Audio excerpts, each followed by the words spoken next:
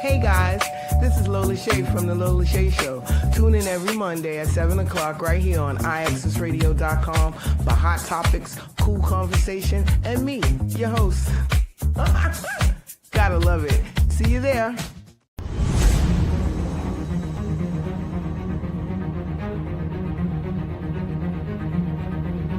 IAXIS Radio, the future of radio and podcast. No limit to what we do. IAXIS Radio, WIAX, the future of radio and podcast. No limit to what we do.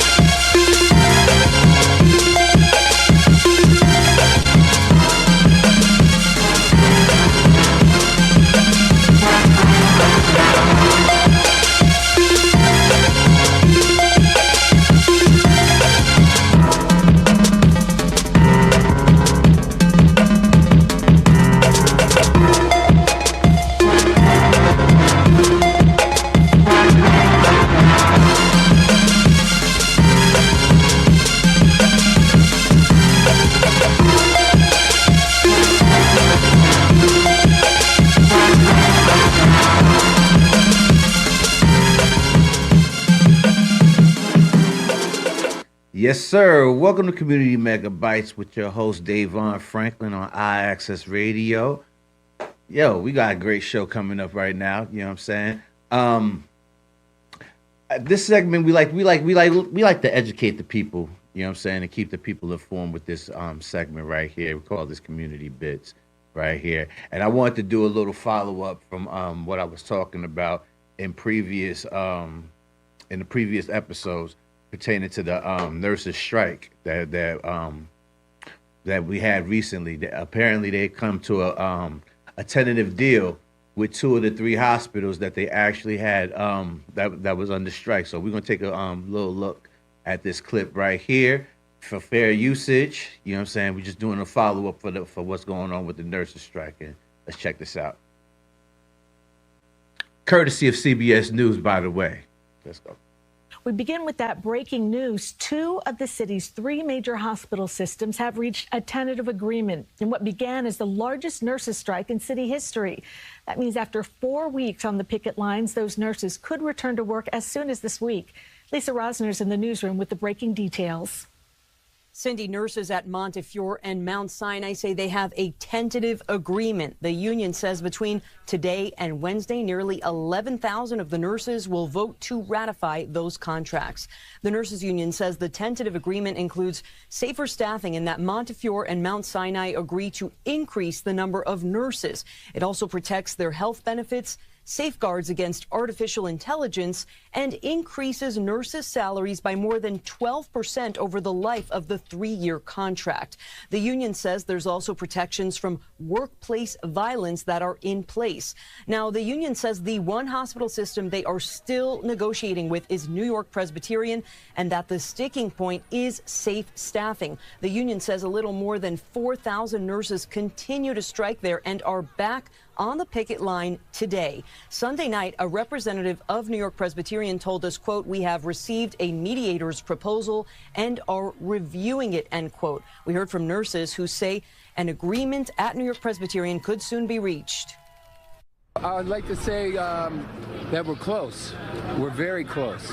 We want to get back in there. We want to take care of our patients. But right now, the sticking point is what we started this thing in the first place for, which is safe staffing for our patients. For the two health systems with agreements, Montefiore and Mount Sinai, the union says nurses could be back at work as soon as this Saturday if the voting goes as planned. We've reached out to all the hospitals for comment, and we are waiting to hear back. We're live in the newsroom. Lisa Rosner, CBS News, New York. Lisa, thank you. Yes, that safe staffing is very important. You know what I'm saying? Like I said in previous episode, I actually worked as a CNA. And one of the things that you have to take in consideration is that a lot of the patients, you know, you have to deal with total patients as well as patients that could, you know, partially take care of themselves.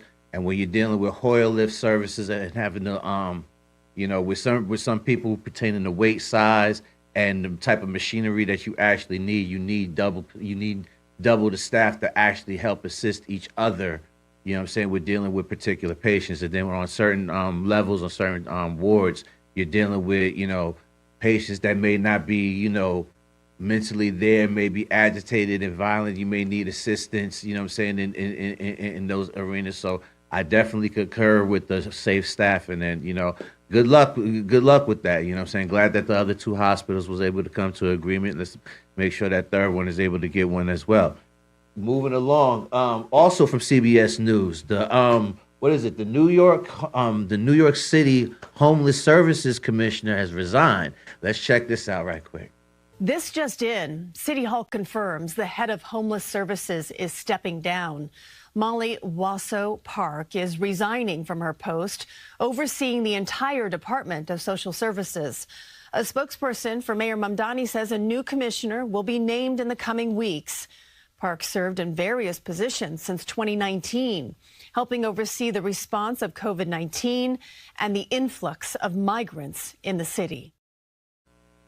Well, maybe hopefully she, you know, finds, you know, work elsewhere and, you know, has a prosperous career moving forward. Hopefully the new commissioner, you know what I'm saying, to help more along. So with the homeless situation, you know, although she does that, the Homeless Service Commissioner does a lot more, as they gave you the description what her responsibility was. You know what I'm saying? And speaking of which, the New York City Council was Oversight Committee was grilling Mamdani about, you know, the responses pertaining to the deaths that we had over the cold.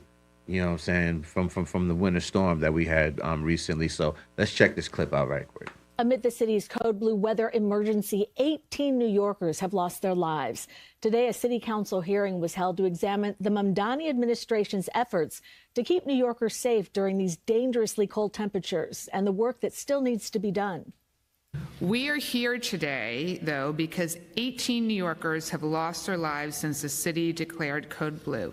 These deaths are not inevitable.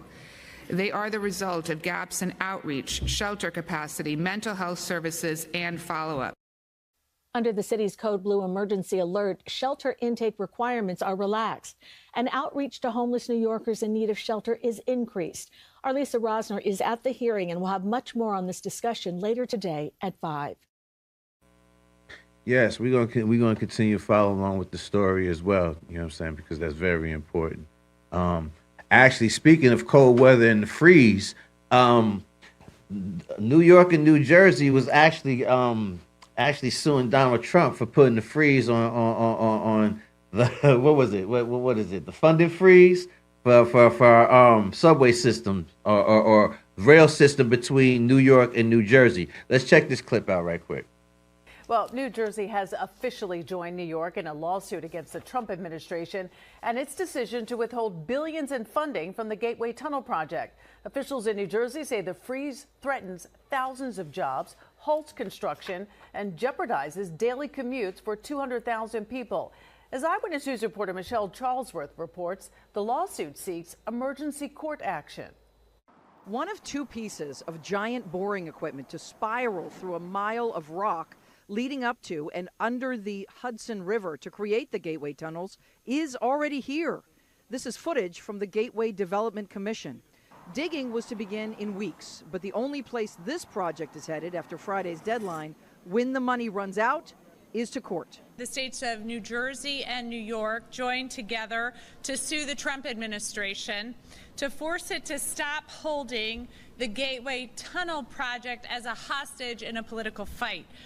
Congress appropriated the money for Gateway. The $16 billion project is already $1 billion underway, a budget 3/4 paid for by the federal government. A done deal by the end of President Biden's term, and New York and New Jersey were to split the balance of about $3 billion. But come Friday, unless President Trump frees up funding, everything stops. He publicly announced Gateway is, quote, terminated because the Democrats are so foolish, and added, there is no funding because it's up to me. That should offend every American. And it's probably pretty hard to hear if you're scheduled to lose your job this weekend. This was the president in October as he stopped the project. Billions and billions of dollars that Schumer has worked 20 years to get. It's terminated. It's bullshit, not just BS. Congressman Josh Gottheimer calls the funding pulled out from under this political. First of all, this wasn't we have a contract.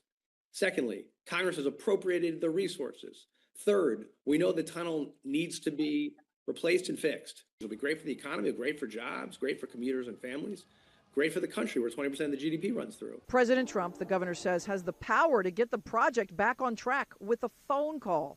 But because Congress voted for this contract, Likely that will prevail. the money appropriated runs out on Friday. In Newark, Michelle Charlesworth, Channel 7, Eyewitness News. Shake him down, Trump at it again. They say he wants the Chuck Schumer to name Penn Station after him, and they want Dulles over there at Washington named after him, and then he'll give back that he'll give back that money. Give back that funding. But speaking of shaking them down, the Epstein files is causing turmoil over there in the UK, man. You know what I'm saying? That fallout's not doing too well, man. It's kind of like threatening to to shake the royal family down to its core. Let's check this clip out right quick. New this morning, the release of the Epstein files is having a big impact, not just in Washington, D.C., but overseas as well. Now the fallout is threatening to topple the British government after only 19 months in power. Reporter Greg Palcott has the latest from London. I respectfully decline to answer this question and any related questions. Jeffrey Epstein's longtime girlfriend, Ghislaine Maxwell, invoked her Fifth Amendment rights on Monday as the investigation stalls out in Washington. But in the UK, it's full steam ahead, and it's causing a major political crisis. It started with the appointment of Peter Mandelson as British ambassador to the U.S. In newly released files, Mandelson was linked closer to Epstein's inner circle. And now some lawmakers here are calling for Prime Minister Keir Starmer to step down. The distraction needs to end, and the leadership in Downing Street has to change. Starmer vowed to fight for his job on Monday, but on the streets of London, opinion was mixed. I think he'll probably blow over. No, I don't think he'll last his full term. The controversy also having a major impact on the royal family. Charles, how long have you known about Andrew and Buckingham Palace released a statement saying it will support a police investigation into the former Prince Andrew's ties to Epstein. People were saying, yes, Andrew did all these, bad things he's being accused of, but also were there cover-ups in the palace? And some lawmakers on Capitol Hill say it should be a call to action for authorities in the U.S. to take similar steps. You have the British monarchy having to answer questions, and yet in our country we have not had that reckoning. British voters get a chance to weigh in on Starmer's handling of the scandal in May when they head to the polls for local elections. In London, Greg Palcott, Fox 13 News. Yes, sir. Yes, sir. Them Epstein files is kind of sticky. And basically a lot of the stuff that they saying that's coming out of them is pretty nasty. You know what I'm saying? I didn't want to get into any conversations pertaining to that right now with this episode because we got other things that we got to talk about. You know what I'm saying? But we're going to talk about the judge down there in Atlanta, the judge orders the Trump administration to unseal those records on the Georgia 2020 ballot raid that happened like a week or two ago. You know what I'm saying? Let's check this clip out right quick. A federal judge has now ruled the Trump administration must unfreeze more than $16 million for a tunnel project between New York and New Jersey by Thursday. This decision comes after the two states filed a lawsuit against the administration last week over that freeze. They claim the funding suspension was unlawful. The commission in charge of the project warned it will soon shut down and lay off about 1,000 workers if funding isn't released soon. Last week, President Donald Trump told Senate Minority Leader Chuck Schumer he would release that funding if Schumer would rename New York's Penn Station and Virginia's Dulles International Airport after him. And President Donald Trump is now threatening to block a new bridge that would connect Ontario, Canada to Detroit, Michigan. In a social media post, he says he won't allow the bridge to open until the United States is fully compensated for everything it gave to Canada. It comes after President Trump threatened to add more tariffs on Canada over a possible deal with China. The Gordie Howe Bridge is currently under construction. The Transportation Department says it will cost more than $4 billion. Yeah, like I said, we don't make it up right here, man. Just brought you the clip right there. Shake him down, Trump at it again, man. Doing his Godfather thing, just patting him down and just flipping him over. What's in your wallet? You know what I'm saying? But we're gonna take a quick music break right quick. We're gonna get into point of contentions. We're gonna get into this Donnie Ross Kick My Flow joint video coming soon right here. Community Megabytes on IAXISRADIO. Let's go.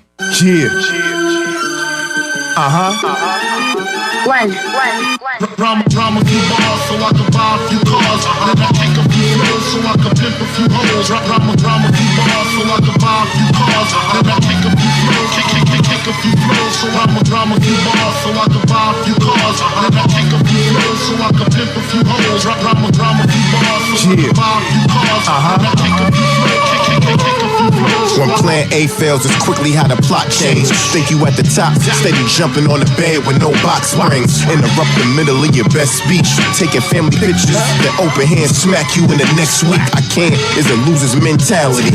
Murder cases thrown out the pleas of insanity.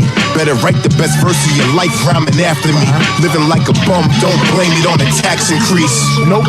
Set goals and work towards it. Let your money stack and put it down in your first mortgage. Shorty acting strange, kept saying she felt nauseous. All them early mornings getting fucked in the clerk's office. School let the haters trick you out of your spots. Some listen, but the rest end up dressed with nice suits in a box. The block wants you dead, fighting to stay alive. Look ferocious on a wind scale, category 5. Drama few bars so I can buy a few cars. Then I take a few flows so I can pimp a few hoes. Drama few bars so I can buy a few cars. Then I take a few flows, take a few flows so I can drama few bars so I can buy a few cars. Then I take a few flows so I can pimp a few hoes. Drama few bars so I can buy a few cars. Then I take a few flows, take a few flows so I can. Y'all bitches think I'm pussy, just some white girl from Brooklyn. Subscribe to all my pages just to check what I've been cooking. Y'all looking for any chance I get to get y'all foot in.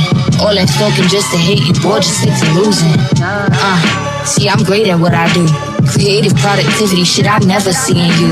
And I swear it's hard to digest when they think they all so smooth. Got their balls rubbed and ego boosted when they with their crew. Yeah.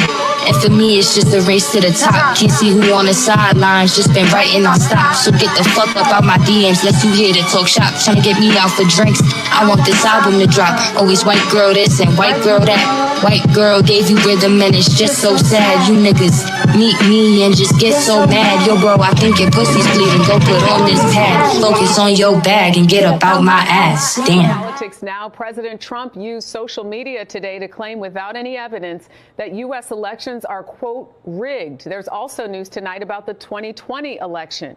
CBS's Willie James Enman is in West Palm Beach, Florida, near the president's home with the latest developments. Willie James, good evening. Jerika, good evening to you. Today, a federal judge ruled Department of Justice records related to the recent seizure of 2020 election ballots and documents from Fulton County, Georgia, must be unsealed by Tuesday.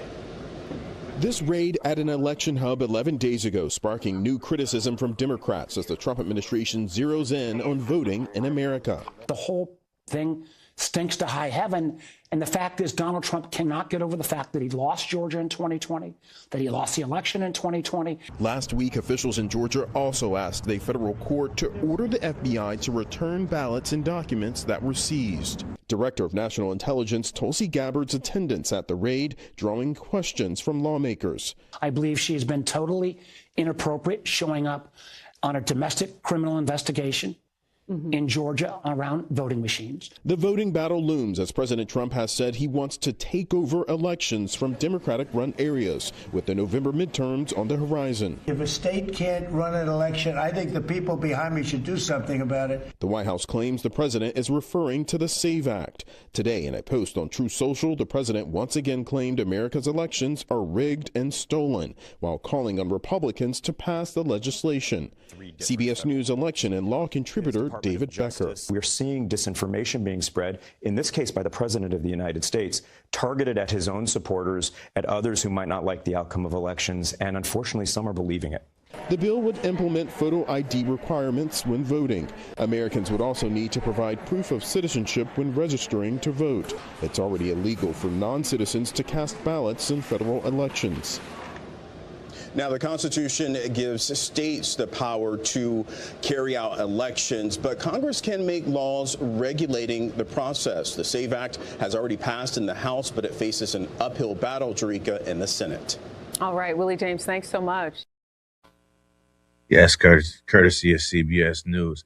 I'm always confused because whenever I go to the ballot to vote, you know what I'm saying, I always have to bring the ID card that validates the name, my name and address that, you know, for the district that I live at, you know what I'm saying, where I registered to vote, at. So, you know what I'm saying, I'm kind of lost and confused. But we hear point of contentions right here, but I want to get into this clip. I want to start this clip off because your boy Trump just can't stay out of the news, you know what I'm saying? He goes by the way, congratulations to Bad Bunny, you know what I'm saying, for his Grammy win. I didn't give him a shout out for that last week, but also for his performance that he did at the at the Super Bowl this past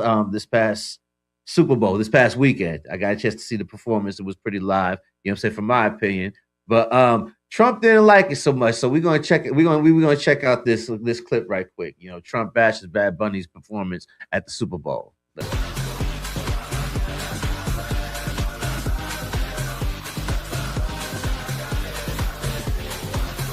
God bless America! Benito, how was it out there? How was it? That was great. Bad Bunny's Apple Music halftime show ripped apart by Donald Trump on Truth Social as, quote, one of the worst ever.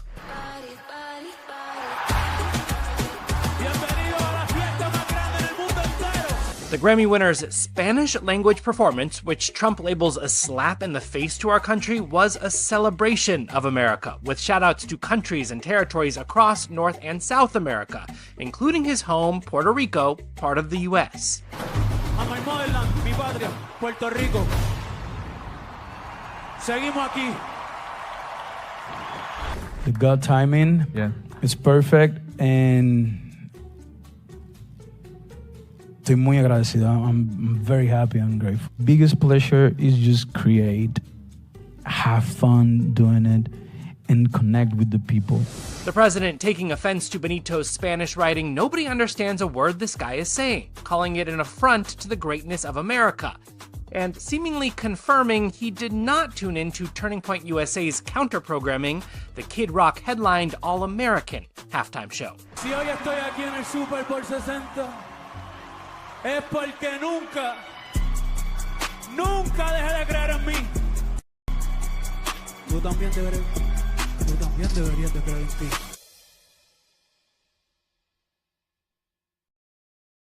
Yes, shout out to Entertainment Tonight News Online.com.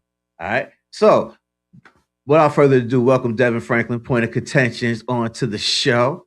What's going on with you, fella? You know what I'm saying? Yeah. So yeah. Man, you sent me a clip, man. Pertaining to first of all, Did you get a chance to check out the game and the performance? So I checked out the game. I checked out the performance. The game was quite boring. It was frustrating as well. Sam Darnold won the Super Bowl. He was a Jet. We ruined him and got rid of him. I'm not saying we anymore because they just ruined my loyalty. This guy got traded from our team and then ended up winning the Super Bowl. So yeah, I'm pretty down on the Jets right now. That was painful. The performance as far as the halftime show is concerned, I mean, to be quite honest with you, I understand a little bit of Spanish or whatever, but the performance, in my opinion, wasn't the greatest. I miss the days of Prince singing Purple Rain while rain was falling down on him, which, by the way, was the greatest performance ever. And then Bruno Mars, who was the second best. And so this one right here, there was no tonality in his voice. I mean, I sent you that clip too, but I was thinking the same thing while I was watching it. I was like, wow, this is very mediocre is the best way that I can put that. I mean, I get it. It was cool. And it didn't matter about the language or anything like that. I get what he was trying to do, but there was no singing. There was just kind of spitting out of words. It wasn't really rap. It wasn't really song. It wasn't really tonality. There was no like musical, I don't know, man. It wasn't the greatest. I'll say that, but I didn't do the whole, oh, well, I'm going to turn off the Super Bowl to go tune into Turning Point USA as a protest. I mean, I turned on the Super Bowl and I'm going to watch the Super Bowl and see what it is. And the performance just didn't impress me. I beg to differ. Well, you know, I like the performance. I liked how the performance started out with the sugarcane. You know what I'm saying? The sugarcane fields, if you know anything about, you know what I'm saying, the sugarcane fields and how that area has been exploited, you know what I'm saying, through its sugarcane fields and the plantations and stuff like that, you know.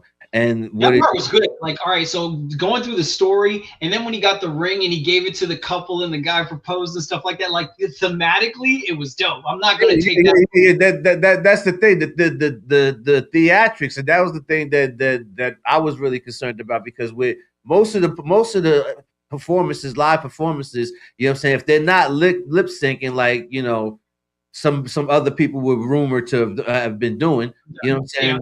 If they're not lip syncing, a lot of times they're out of breath anyways when they're trying to do their live performances. So then you basically go apart with the visuals. Like I could think of the Michael Jackson's, what was it? The Heal the World performance, I think it was, with the first Super Bowl performance where all the pictures came up or whatever, having not throughout the stadium and shit. You know what I'm saying? That's what you more so look for. As far as like the halftime show, at least, you know what I'm saying, from one standpoint, the theatrics and shit. But yeah. I do want to get into the clip of the gentleman that you actually sent. You actually sent me this. Brandon Lemon. That guy right there is the dude. Yeah.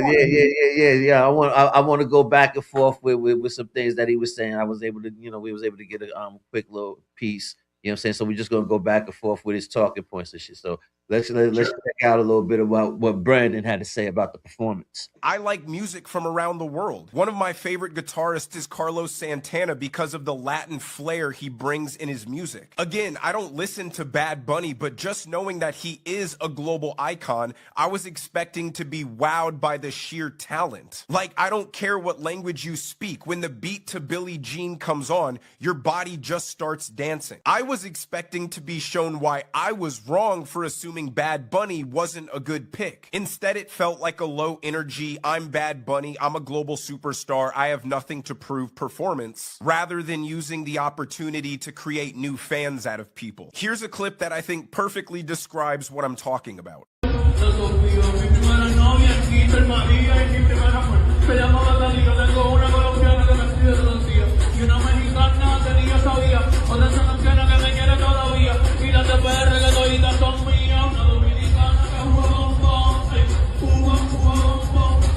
Now, Now, I guess Bad Bunny makes party music to my understanding, and though my preferred party music is rap, a lot of these same critiques could be applied to Kendrick.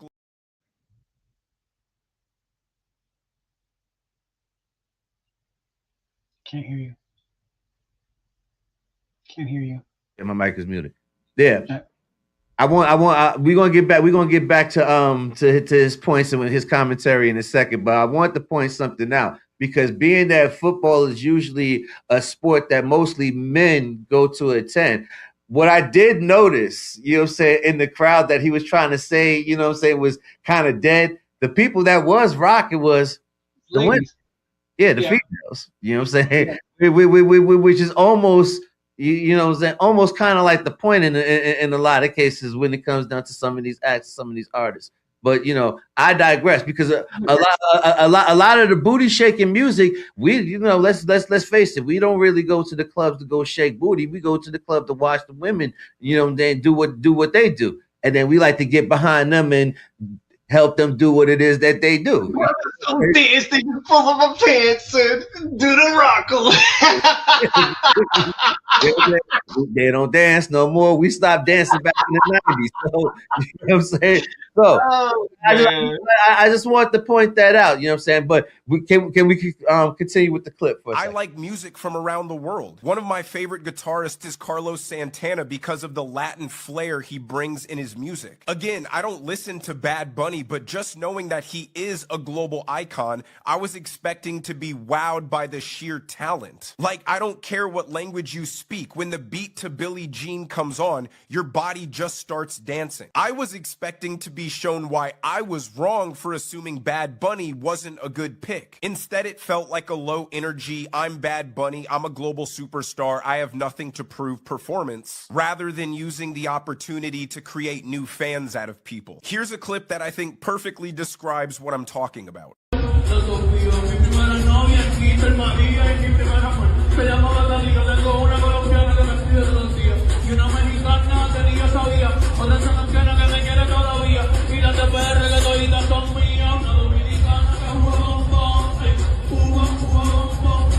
Now, I guess Bad Bunny makes party music to my understanding, and though my preferred party music is rap, a lot of these same critiques could be applied to Kendrick Lamar last year. I don't think rap music translates well to live performances, especially large-scale, high-production performances like the Super Bowl halftime show. But just like Kendrick's performance, I didn't appreciate the extreme ethnocentric messaging like we're still in the middle of the civil rights era. His was black people and black culture are part of America, whether you like it or not, and Bad Bunny's was essentially the same thing for Puerto Ricans. I interpreted his set design to represent the story of a Puerto Rican boy who rose to become a global pop star, saying this is how we live, this is our culture, but we also hold US passports. And to be fair, maybe his set design combined with what he was actually singing would have given me a greater appreciation for the performance overall. But it was in Spanish, so I couldn't do that. It was clearly a pure business decision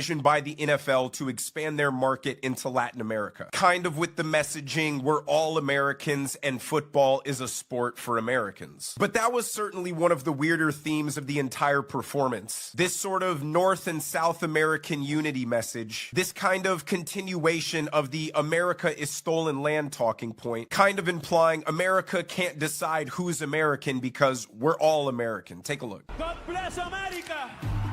Sea Chile, Argentina, Uruguay, Paraguay, Bolivia, Perú, Ecuador, Brasil, Colombia, Venezuela, Guyana, Panamá, Costa Rica, Nicaragua, Honduras, El Salvador, Guatemala, México, Cuba, República Dominicana, Jamaica, Haití, las Antillas, United States, Canadá, and my motherland, mi patria, Puerto Rico. So he was pushing more of a continental definition of American, basically like Asian or European or African. And while all these places are obviously geographically American, I don't think I've ever heard a Canadian refer to themselves as American, or a Mexican, or a Panamanian, or a Colombian, or a Peruvian, or a Brazilian. Creating this new holistic and unifying meaning of American, I guess to reject the idea that Central and South Americans aren't American, but I find it hypocritical. Why doesn't Mexico and the rest of the Central American countries form a new federation based on their shared humanity and Americanism? Oh, right, because they have no shared value, culture, customs, or history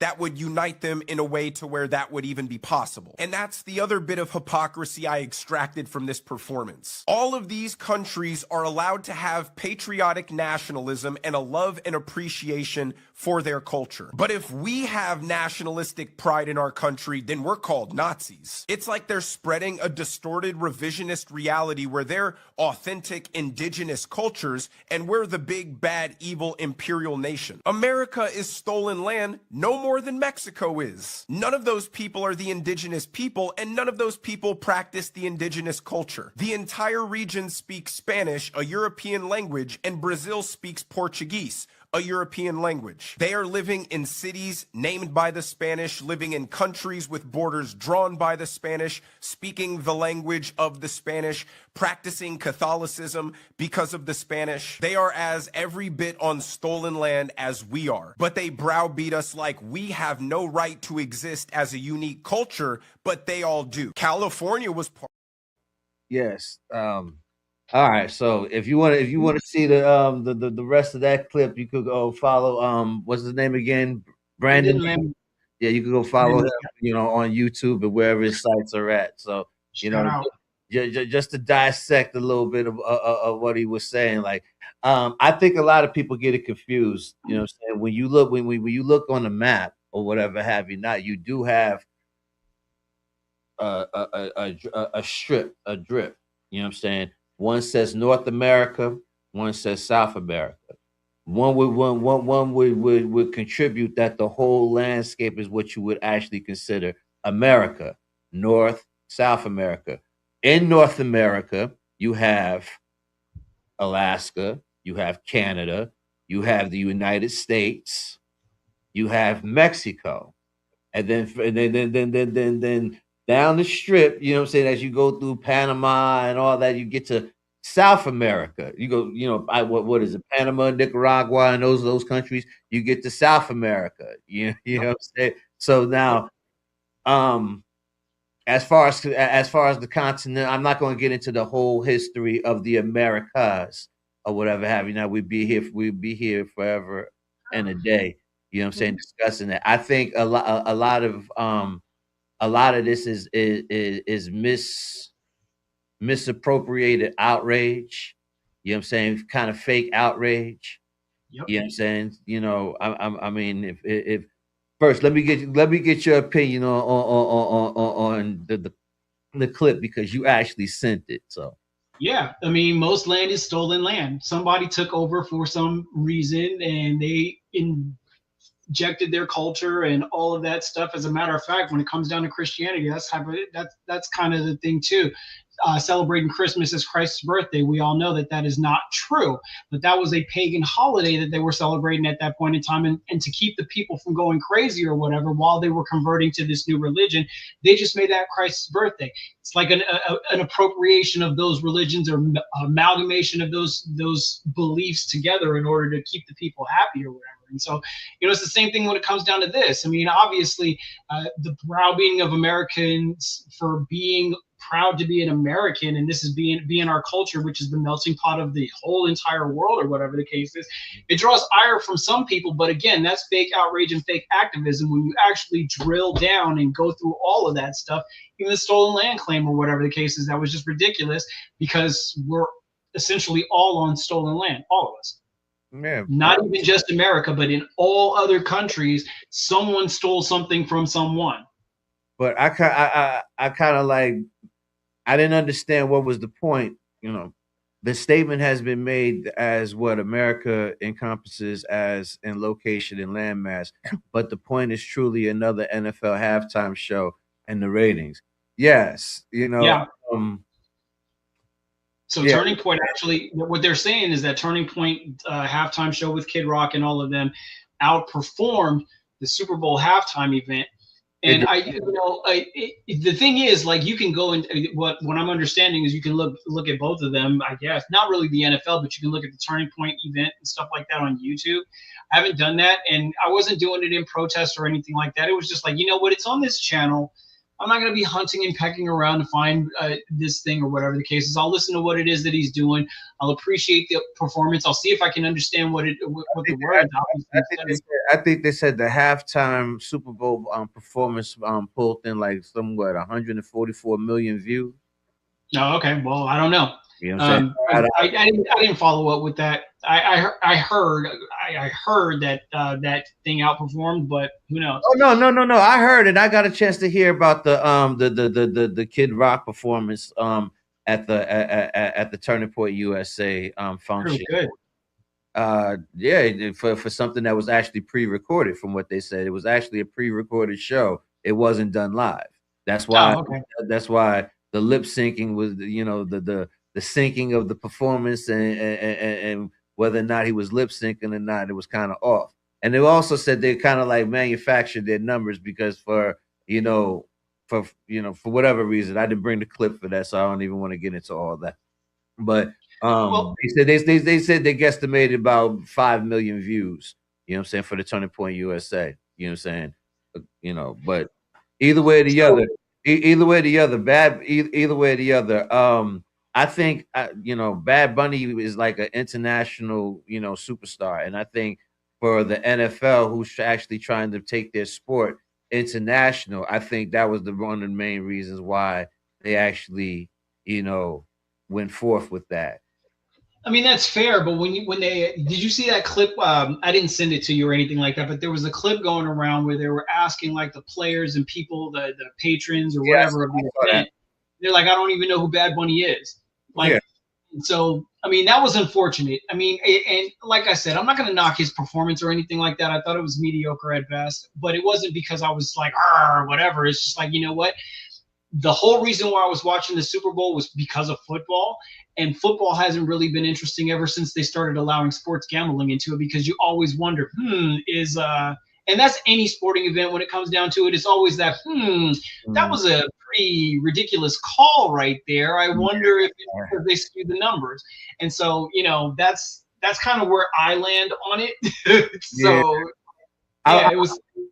I hear you. I want to get a little more into this fake outrage though, but I brought some clips to go further along. Did you get a chance to check out the Piers Morgan show with him and Megyn Kelly? Well, no.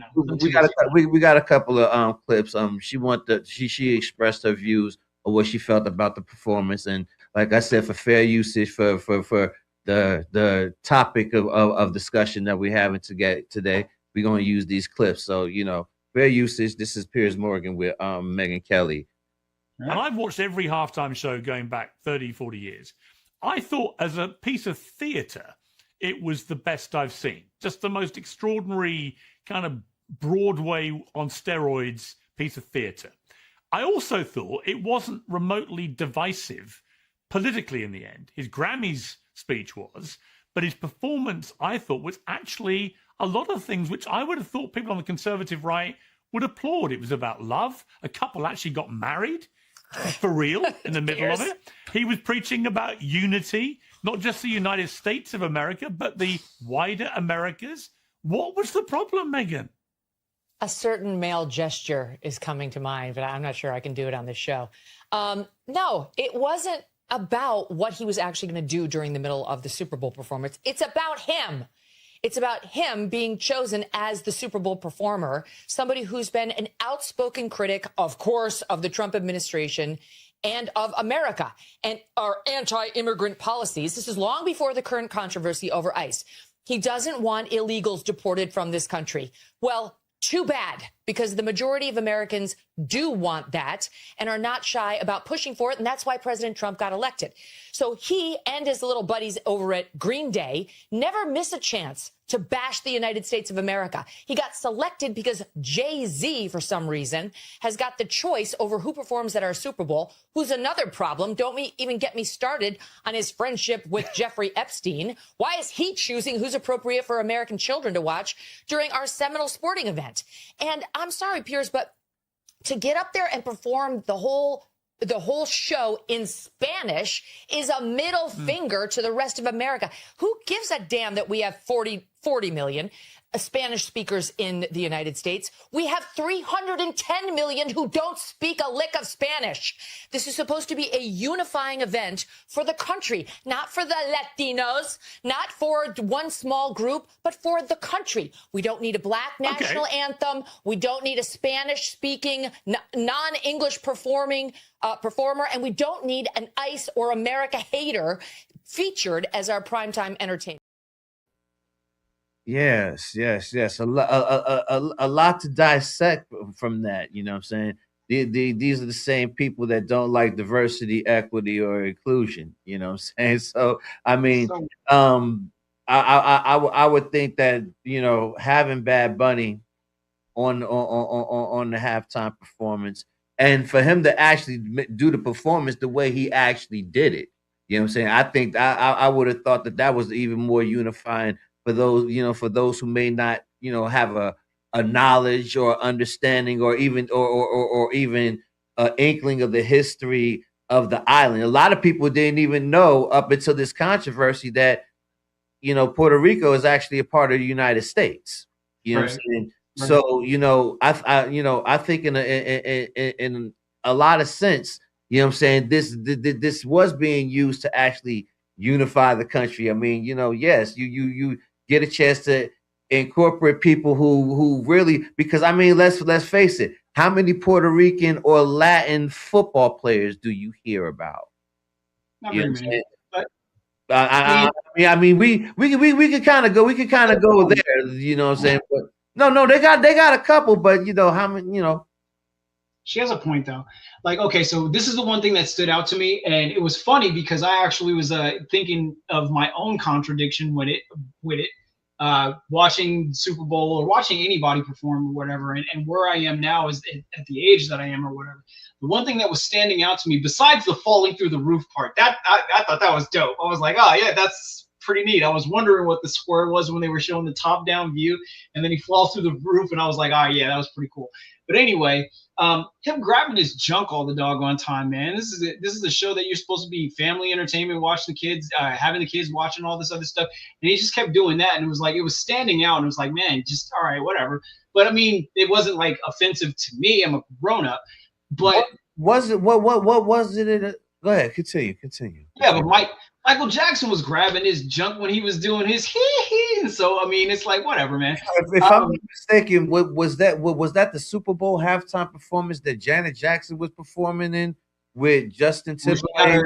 Where she got her wardrobe malfunction? Yeah, and she was the one that was mostly criticized, even though he was the one who tore the breastplate off or whatever.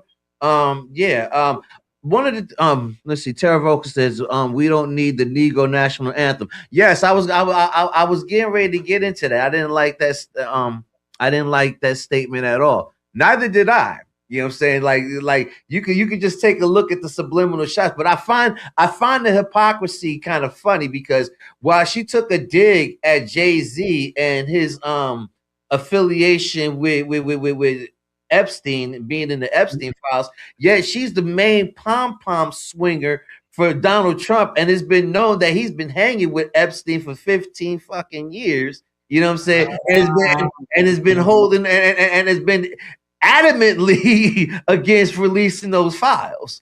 You know what I'm saying? Pertaining to the Epstein. And like I said, I didn't want to get more into what we discovered in those files and what they're talking about that's in those files. But it's some pretty grotesque stuff.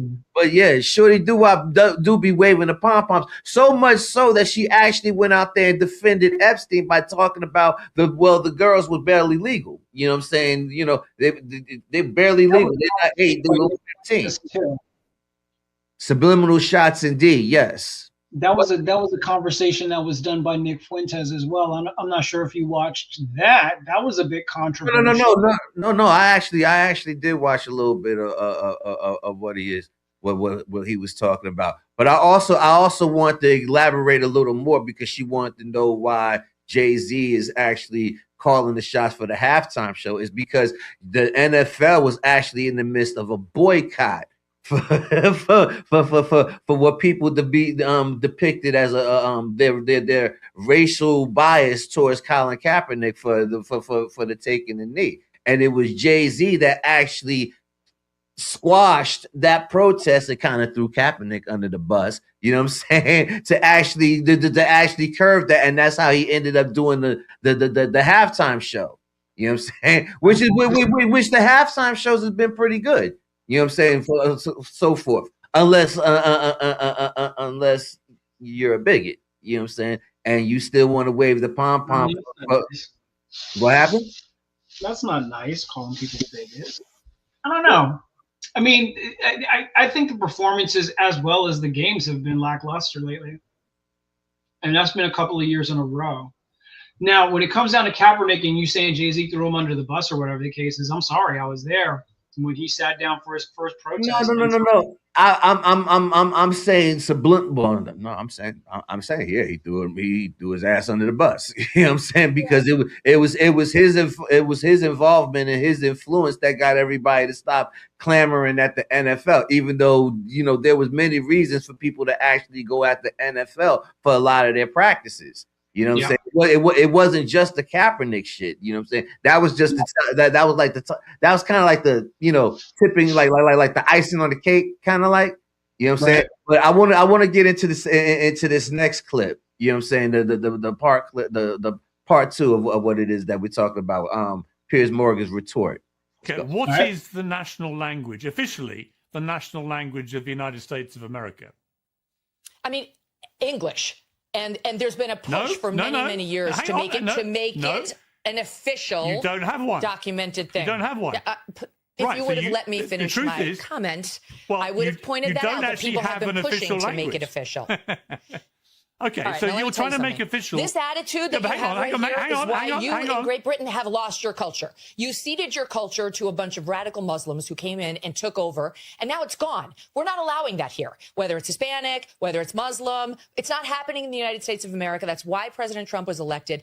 And whether it's Bad Bunny, who is American but refuses to speak English in his performances, or anybody else, we have to keep the Super Bowl, which is a quintessential American event. Football, that kind of football, is ours. They call it American football.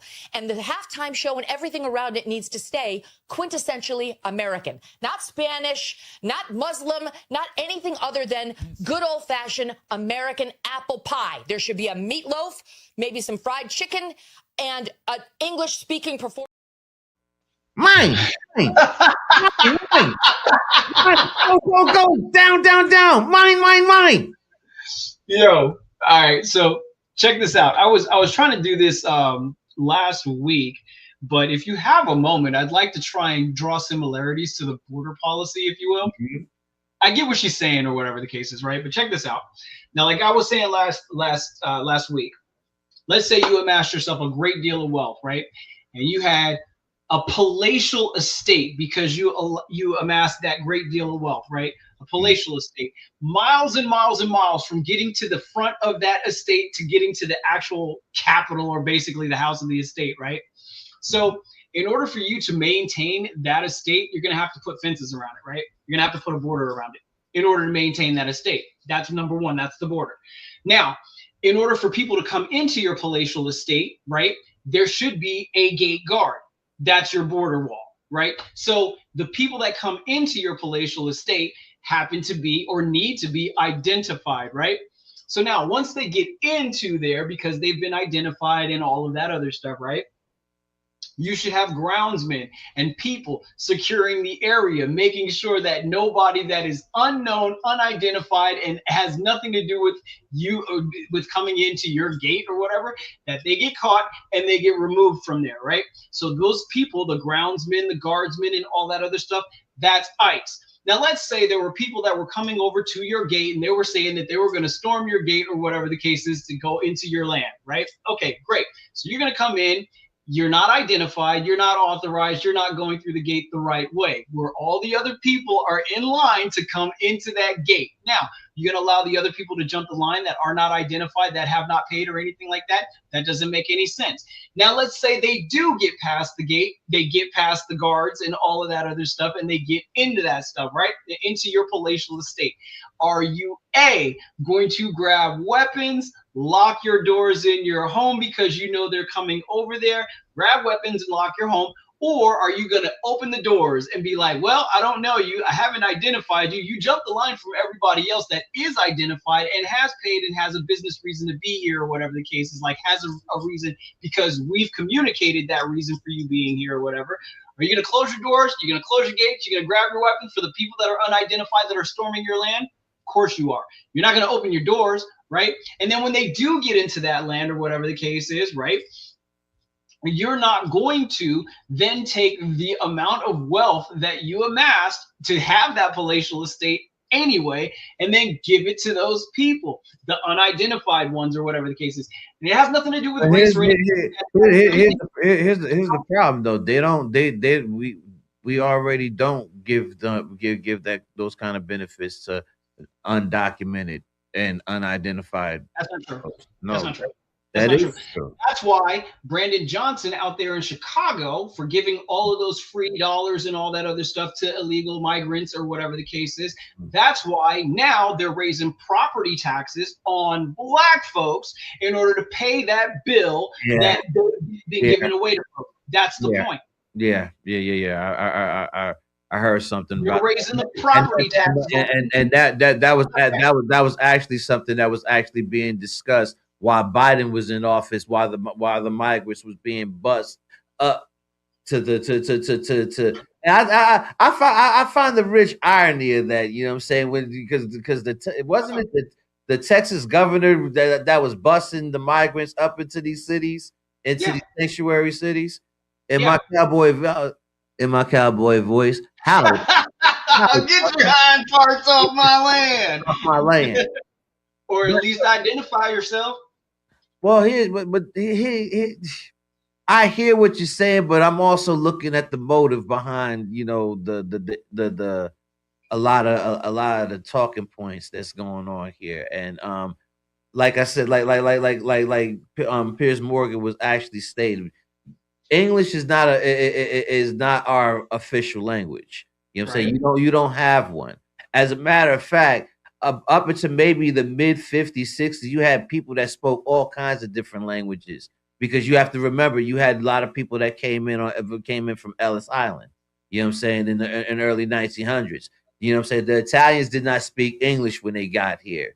The Irish did, you know, they you know, whatever you would call their English. You know what I'm saying? The Jews did not speak English when they got here. The Germans did not speak English when they got here. Neither did the French. You know what I'm saying? So this ideal and this ideology that English is our prominent language, you know what I'm saying, is kind of ill-informed. You know what I'm saying? Is it fair to say that the majority of Americans, or the majority of Americans? No, it is fair to say, but it's also not fair to say that you should be able to speak in your native tongue when you're performing in front of a live audience. We've and see the reason why it didn't bother me so much, because I listen to a lot of the Hispanic music that's played, and I don't understand any of it for the most part. You know what I'm saying? Maybe a few words here or there, whatever have you not. But that's no different than when we was living in Germany and I used to sit there and watch the Viva channel when I used to listen to the French rappers. You know what I'm saying? The German rappers. You know what I'm saying? The Portuguese singers. You know what I'm saying? All that melting pot of flavor that was actually singing in different languages. I didn't know what the hell they were singing about or whatever, but it sounded pretty cool. So it's like, oh man, that's all right. They trying to do what we do over there in their area. You know what I'm saying? So the outrage, you know what I'm saying, to me, you know what I'm saying, the overboardness of the outrage pertaining to this man's performance You know what I'm saying? I say it's good on one end because it actually sold it. More people tended to watch the performance than they actually watched the game. You know what I'm saying? So that was a good that was a good PR stunt. So you know what I'm saying? Like, I tell you what, they should pay me for this, but I'm gonna send this. They should pay me for this for real. I'm gonna send a shout out to this, right? Because just like you, I like listening to different language music and all this other stuff, the tones, the tunes, and all that other stuff, right? Duolingo. Shout out to Duolingo. Okay. It's easy. It's fun. You learn yourself a language or whatever. I've been working on Spanish with that, right? So now I have a better understanding and a better ability to speak Spanish. I listened to this a while ago, but then after like doing the Duolingo and as long as I've been on that, what was it yesterday? As a matter of fact, I was out there at the dealership, whatever, blasting some tunes. Elvis Crespo, Suavemente, brilliant song. And now that I understand what it was that he was saying, even better. Like that salsa y merengue, that is fire. But Elvis Crespo, shout out to Duolingo. Like we're sitting over here talking about we don't speak the language and stuff like that, but you know what? There's tools available for us to learn, and learning that might bring us closer together. Exactly. That's just kind of the way that works. Exactly. Let's get into this next clip of Pierce's retort towards what Miss Kelly said. Okay, two things.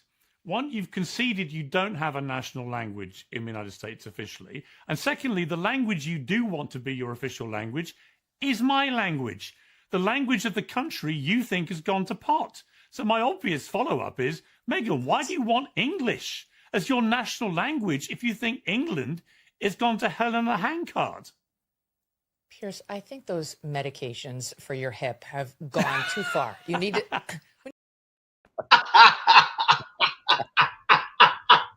Gotcha. Gotcha. Morgan Kelly's funny. Yeah, gotcha. You know what I'm saying? But we're gonna close it out with this last part. Let them finish the retort, and then we're gonna close out the segment with this. All right. Fair enough. If you think England is gone to hell in a handcart. Pierce, I think those medications for your hip have gone too far. We need to dial back a pill or two. Okay?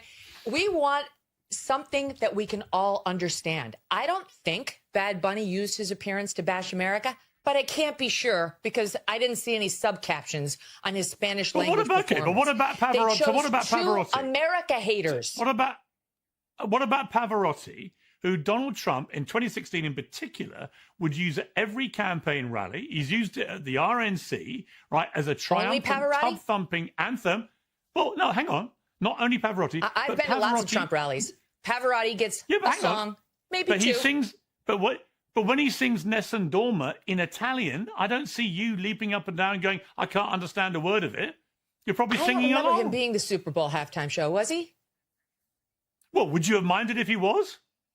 Yes, I would have, because we feature English-speaking performers at the quintessentially American event of the Super Bowl. We do Michael Jackson. We do Whitney Houston. We do great bands that love America, like American rap. That's a different situation. This guy who can't stand the country comes out and starts speaking in Spanish, and I'm sure the people in South Florida really enjoyed it. The people in an American territory, Puerto Rico, really enjoyed it.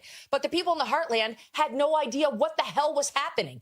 This is a guy who loves to parade around in a dress, who again hangs out with Jay-Z and his Epstein-loving pals, who gets up there when he's not bashing America with his pals at Green Day, who are from the far left People's Republic of California, who have never missed a chance to rip on Trump, MAGA, half the country, or ICE, and that's something they share with Bad Bunny. That's not representative of what the heartland wants to see. And the heartland always gets the middle finger from people like Jay-Z, like Roger Goodell, who should know better, but he's a panderer who runs the NFL.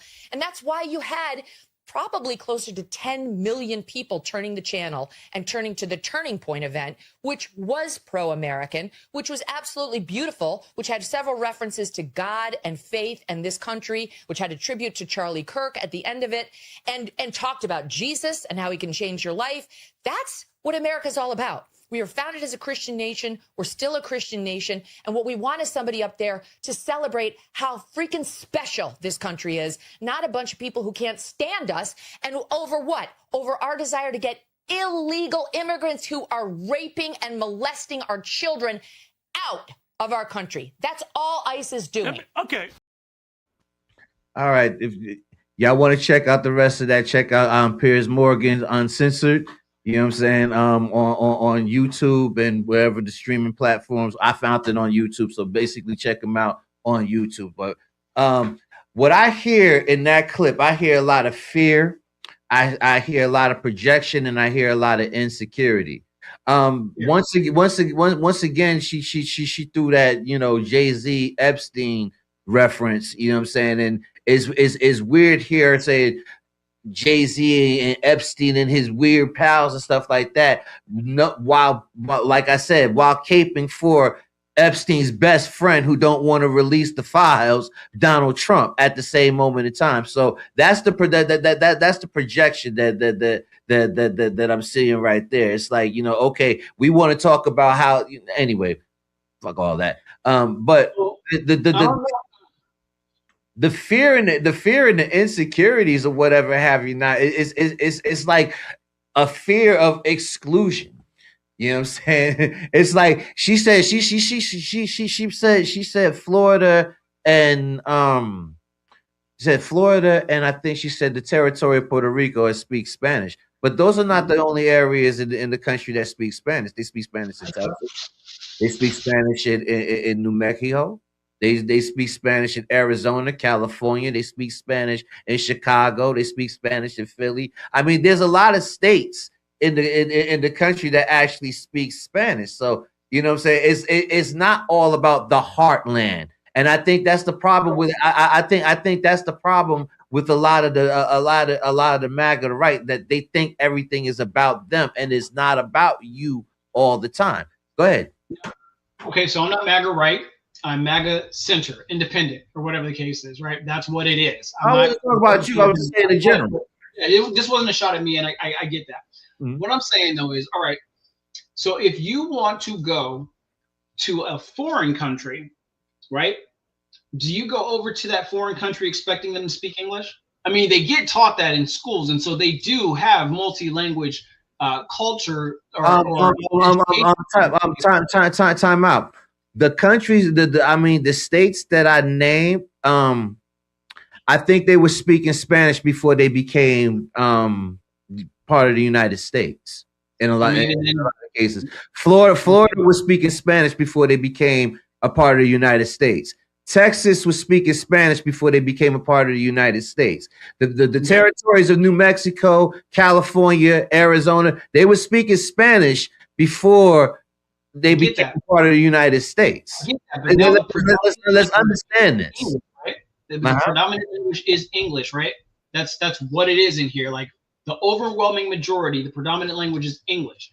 You were to go over to a different country or whatever the case is, you can't go over to that other country with the expectation that they should speak English. That's just not the way that works. Well, hold on. Time out.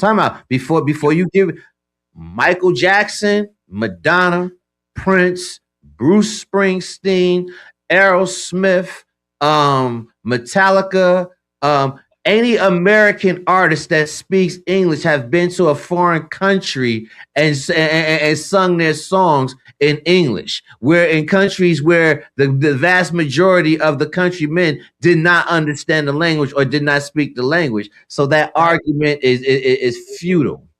Now, was it with their national event? This is like the Super Bowl is like the thing. That is the 100% American thing. Now, I'm no way or another. I mean, it doesn't matter. 100% American. As far as I'm concerned, when it comes down to the music or whatever the case is, I don't care if you speak Spanish. I don't care if you speak Iranian or whatever it is. I don't got Farsi or I don't care what it is that you speak. As long as the performance is good and the music sounds good. That's all that matters in my opinion. But then again, we've been around and traveled to different places or whatever the case is. And so I have a different viewpoint. We have a different perspective of something like that, listening to international music and stuff like that. Mm-hmm. So it doesn't make me one way or another, just as long as you perform. Right. So and that's all there is to it. Now, when it comes down to it, I don't care about the political statements. I don't care about any of that stuff. Did you perform well? He had some good parts in there thematically that were good. But as far as like the voice, the tone, that kind of stuff, the stuff that matters when it comes down to music, I thought it was mediocre at best. And so I'm hating on him. I'll raise you on that, but I could say that. But I could say the same thing about a lot of people who performed at the halftime show for the same reason. Oh yeah, American artists. So yeah, I mean, English-speaking artists. Yeah, Black Eyed Peas was not a great performance. There were a couple of different performances that were just not like hitting the mark. Absolutely, and that's why I said, when it came down to it, Prince was number 1 and Bruno Mars was number 2. I mean, those were performances, right? And I mean, those were some fire performances. You were up, moving around, and like, yo, this dude is going off right now, especially Bruno Mars. I'll be honest with you. I think it's a bit much to go off about a damn halftime show of a football game ceremony. And football is how old? Football's been out since what, the 1930s, 1940s? It's been out for a long time, damn near 100 years, right? You know what I'm saying? The halftime show is barely 35 years. Yeah, the halftime show to me is irrelevant. As a matter of fact, when it comes down to halftime show, that should be your time to get your libations or whatever it is, right? Yeah. I mean, the real problem with the Super Bowl, like when people like go through, get rid of all the fluff and all that other stuff, the real problem with the Super Bowl is that the players, the performance, the teams, it wasn't fun. It wasn't like entertaining. I like defenses or whatever the case is, but it was really a snooze fest until the last parts of it. And so, well, I would say apparently because people's been talking more about Bad Bunny's performance than they actually talk about the actual game. Exactly. And shout out to the Seattle Seahawks. I think that they won the Super Bowl. So, shout out to the Seattle Seahawks. But one thing I want to get to as we close this clip out, you know what I'm saying? I really want people to start taking a real, really start thinking about this, because a lot of the talking points that, the people from the right talk when they talk about, American values, they talk about the Constitution, it's not in the Constitution, and it's not, American values. America was not founded under Christian values. As a matter of fact, the country was founded under freedom of religion, which is what I'm actually getting ready to show. I'm getting ready to show a clip because we're getting ready to go into President's Day in another week or so. You know what I'm saying? So I want to actually, put in the clip of the freedom of religion. Actually, this is all the First Amendment rights that, in all out honesty, the right has been violating since Trump took office. So let's take a look at this right quick, this clip. Freedom of religion. The First Amendment of the Constitution contains some of the most fundamental freedoms of our country, including freedoms of speech, press, protest, assembly, and last but not least, religion. Religious liberty is a fundamental component of our society, and the separation between church and state is what made the founding of America so revolutionary. Many, if not most colonists, came to the New World seeking religious tolerance and the freedom to worship as they chose. By the time of the American Revolution, there were many denominations and churches in the colonies, competing with one another. The founders believed the only way to prevent the new nation from being torn apart by religious factions was to sever ties between the state and churches.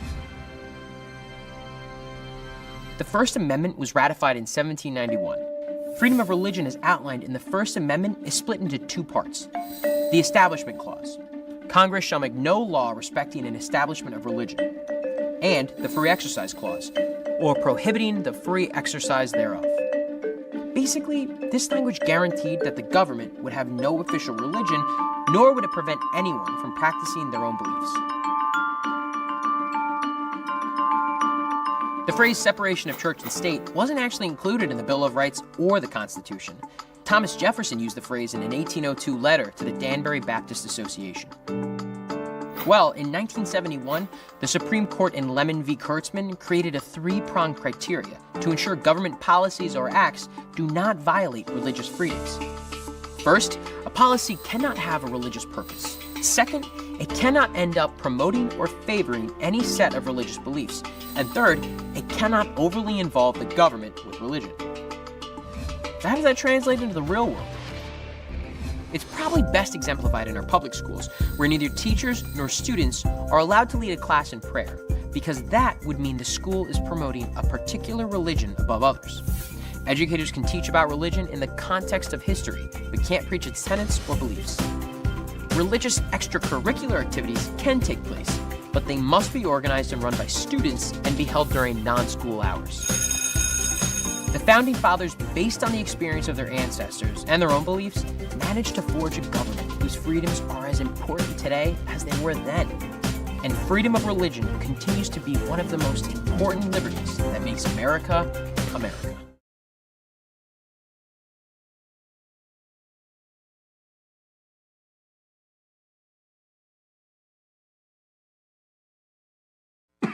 Shout out to the History Channel for that one. Yeah, no doubt. Yes. So I want everybody to start to actually think upon this as we continue to go through these struggles with the administration when it comes down to the freedom of speech, freedom of the press, freedom of assembly, freedom to protest, and freedom of religion. You know what I'm saying? So, go ahead. So this is where I'm landing when it comes down to that. And I agree with you when it comes down to what it is that you just finished saying, but here's where I land. We get involved in things like the Super Bowl, in movies, in video games, in music, and all that other stuff as a form of escapism. Now, music has political messages, movies have political messages, games, all that other stuff. They have different messages or whatever. But if it's done with a level of nuance that actually states the argument of both sides, if you will, like the shades of gray, as opposed to being black or white, that's a better experience. But most people go to get these entertainment things for escapism, so that they don't, they're dealing with the work, they're dealing with the bills, they're dealing with all the things that are piling on top of them. And then once you start trying to infiltrate the level of escapism, I think that's where most people have a problem. It's like, look, I tuned in to tune out of that political mumbo jumbo or whatever the case is. If I wanted to tune into the political mumbo jumbo, I would tune in. I have a finger and channels that I can change the channel to get to that station. You don't have to infiltrate my form of escapism with your political agenda, because all it's going to do is turn me off to the form of escapism that I was trying to get into in the first place. And I think that's where a lot of people land when it comes down to it. The people that are actually on TV or on camera and all this other stuff, yeah, they'll put their political statements. But when it comes down to the layman, when it comes down to the regular American human being, American, whoever it is, hey, leave my escapism as escapism. I don't need you to browbeat me with your message or anything like that. I just want to be entertained. Now, when I want education, I can look it up. I can do the research. I can do all of that stuff. And so that's where it is. Let me be entertained. Give me this hour or 2 or 3 or however long it is to be left alone from all the ideologies and all that other stuff. Let me laugh. Let me cry. Let me sing along with it. Let me do all of the things that get me not thinking about the real world or the average everyday life. And I think that's where a lot of people land. And until they actually get back to the entertainment of things, I think you're going to hear a lot more belly aching, if you will. I like that. And I could concur with that, but I could also give you a flip side to that. You know what I'm saying? Right. If the conversation has been talked about and it's been yelled about, you know what I'm saying, from the people, but you turn a blind eye to it. So a lot of times, and especially when it comes down to people of color, you know what I'm saying, this is one of the reasons why a lot of as wild as it may seem, it's one of the reasons why a lot of people of color, so to speak, or people in general actually look towards celebrities. You know what I'm saying? Look towards celebrity entertainment. But I'm saying as far as the history goes, because in times of turmoil and times where there's situations or problems and there's issues that arise, is usually being expressed upon by the artists. You know what I'm saying?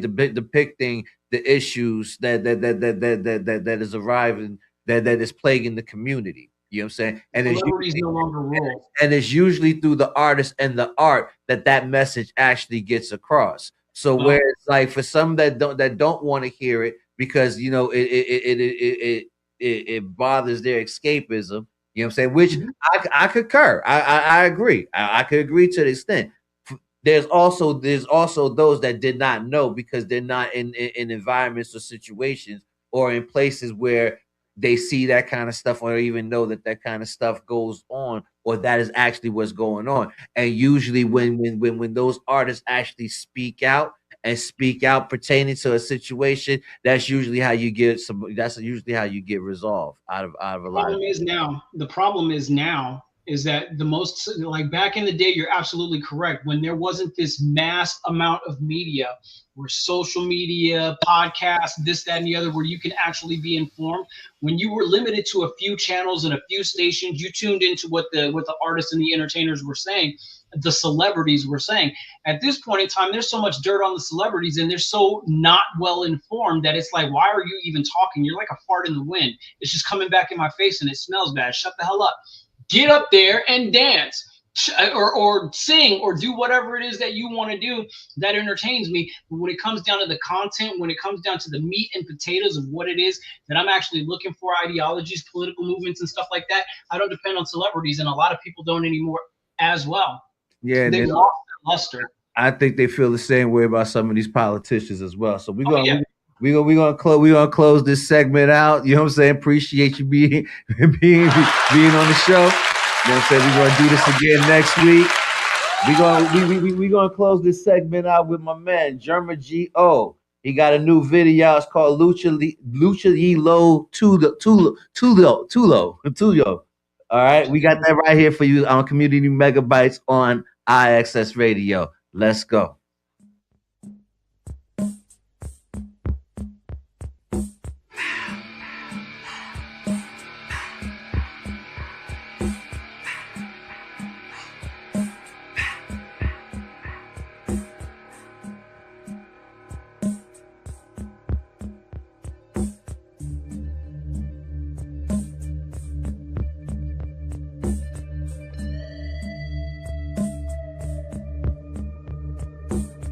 Ey, este tema es a los míos, a los soñadores, a los que nunca se quitaron, aunque el mundo estaba en contra de ellos, a los que se cayeron y para los que se pararon.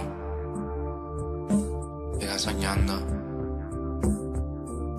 que la vida se va a un abrir y cerrar de ojos. Así que cualquier batalla que tenga, refúgiate en la música. Siento que ese momento al fin va a llegar. Oh Dios, adiós.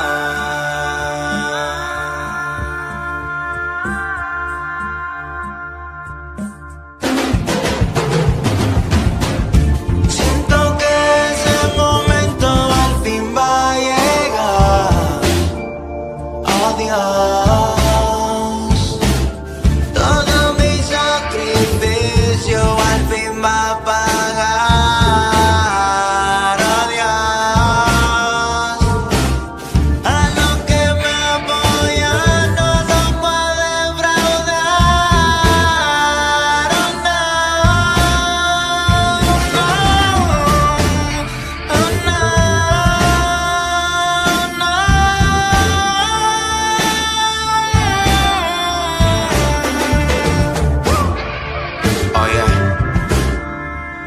lucha, que nunca es tarde. Lucha por lo tuyo y no permitas que nadie te diga un carajo. Tú puedes, del yelmo, bebé.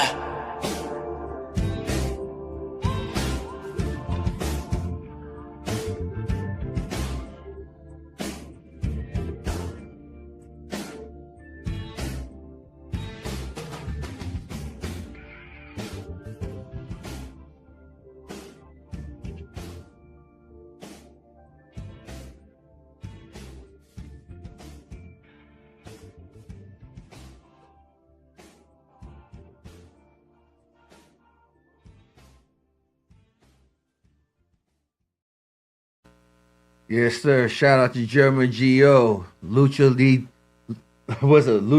Lotulo, right here on Community Megabytes on ISS Radio. Well, now that we're in Black History Month, we want to get I want to get into a little Black History moment. You know what I'm saying? We want to talk a little bit about the Harlem Renaissance, and I want to get into a little clip that I have reserved for Black History Month pertaining to the Schomburg Center for the Harlem, the Schomburg Center in Harlem. They're celebrating the Harlem Renaissance, and I want to show this clip for you right here. Let's check this out. The Harlem Renaissance was a pivotal point in Black American history. Musicians, actors, and writers all gathered in Upper Manhattan, creating an artistic movement that fought for civil rights and left a lasting legacy. Noelle Lilly takes us to the Schomburg Center as they celebrate the history of Harlem. Did you know you can see the original works of iconic Black leaders like Langston Hughes, Lorraine Hansberry, Maya Angelou, and Harry Belafonte, all right here in Harlem? The Schomburg Center for Research in Black Culture is a living and breathing piece of history. In this photo right here, sitting behind the desk, that is the first Black librarian hired by the New York Public Library, Catherine Latimer. It first opened in 1905 as the 135th Street Library, the first in our city with an integrated staff. 2025 and 2026 mark 100 years since the library expanded to become what was then the Division of Negro Literature, History, and Prints. But even when you look in the visitor's log, you see Zora Neale Hurston and Langston Hughes. They're all, like converging, and meeting in the library. The center is named after Arturo Schomburg, an Afro-Puerto Rican scholar who spent his life researching and raising awareness about the achievements of people of African descent. He would go on to sell around 5,000 collected pieces of writing, artwork, and more to the library, helping the center get its start. Rumor tells it he was drawn to this work at a young age after an experience in grade school. The teacher told him that people who looked like him had never done anything worthwhile. So that is what started him on his collecting journey. If you want a closer look, you can make an appointment to experience manuscripts, photos, artifacts, and even recorded sound from Black history. But there are also regular open exhibits like the World War II Letters Project, which was spearheaded by Dr. Lawrence Reddick, Schomburg's successor and the author of the first biography of Dr. Martin Luther King Jr. He felt at the time, and very rightfully so, that the work and achievements of Black men and women serving in the armed forces would not be adequately or accurately documented. See where some of Langston Hughes' ashes rest, or read the personal copy of Jamaican-American writer Claude McKay's poetry collection, Harlem Shadows. He was thinking about me, he was thinking about you, he was thinking about the future. No matter your background, curators at the center say it's even more important today to ensure these stories live on. And that's what we want people to know, that this history is yours. This year, be on the lookout for an array of programs at the center as it celebrates its centennial. In Harlem, Noelle Lilly, CBS News, New York. Yes. Now we're going to take a look, for those of you who don't know what the Harlem Renaissance was all about. You know what I'm saying? Got a little clip for my Black History moment. Check out the clip talking about the Harlem Renaissance right here. Let's go. The Harlem Renaissance is one of the most iconic cultural periods in African American history. Throughout the decade of the 1920s, Black writing, art, and music flourished, ushering in a cultural revolution that rocked the United States. One of the most important factors that accounted for the rise of what we know of as the Harlem Renaissance is the migration of Black peoples from the South to urban centers like Harlem. The Jim Crow era began after Reconstruction, and every Southern African American had to think about, what should we do? Should we go or should we stay? For many of these people, it was a matter of life and death, literally. Sometimes in the most repressive times, we create the most extraordinary art. Amidst the fervor of the Great Migration, bold, exciting forms of Black music evolved, along with venues to listen and dance to this music. Blues and jazz clubs became a central part of life in Harlem, where artists such as Louis Armstrong and Duke Ellington, Bessie and Mamie Smith rose to prominence. Began to cry.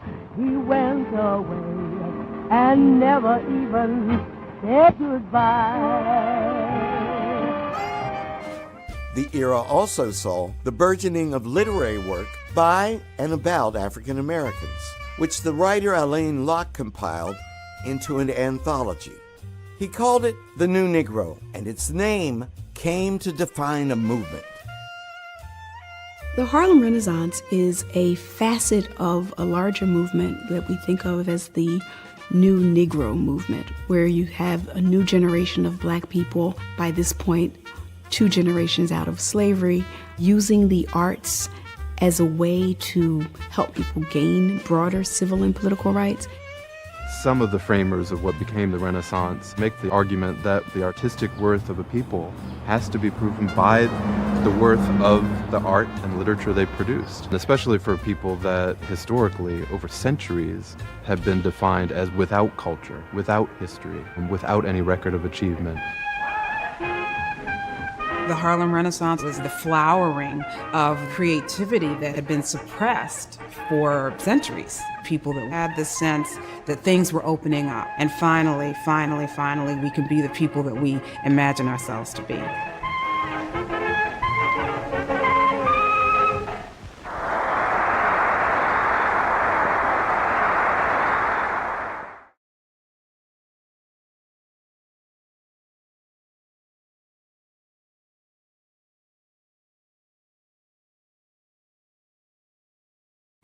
Yeah, shout out Mr. Henry Louis Gates.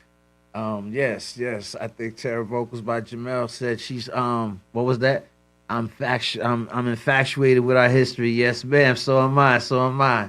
Love us, love our history. You know what I'm saying? Well, February is also American Heart Health Awareness Month. So, you know, those you hey, be on your P's and Q's and actually look out for yourself and look out for your heart. Check this clip out right quick. February is American Heart Month. Take action today and be a part of the movement to improve your heart health. American Heart Month raises awareness about cardiovascular disease, its prevention, and the vital importance of staying educated to maintain heart health. The heart is a muscle about the size of a fist that pumps blood throughout the body. The right side sends blood to the lungs for oxygen, while the left side pumps oxygen-rich blood to the rest of the body. An electrical system controls the heartbeat and coordinates the heart's chambers. Cardiovascular disease is a broad term that includes conditions affecting both the heart and blood vessels, such as stroke and peripheral artery disease, in addition to heart disease. Although often used interchangeably, heart disease specifically refers to conditions that affect the heart itself, like coronary artery disease, heart attacks, and heart failure. Cardiovascular disease symptoms can differ based on the underlying cause. Older adults and women may have more subtle signs but can still have serious cardiovascular disease. You may be at a higher risk of developing cardiovascular disease if these factors apply to you. Some types of cardiovascular diseases can't be prevented. However, lifestyle changes can help you reduce your risks of many other conditions. Understanding your risk, maintaining a healthy lifestyle, and staying informed are key to preventing cardiovascular disease. Health Monitor provides educational content for patients and healthcare professionals to improve heart health awareness and enhance care. Did you know that heart disease is the leading cause of death worldwide? American Heart Month is a great time to speak with your doctor about taking charge of your heart health.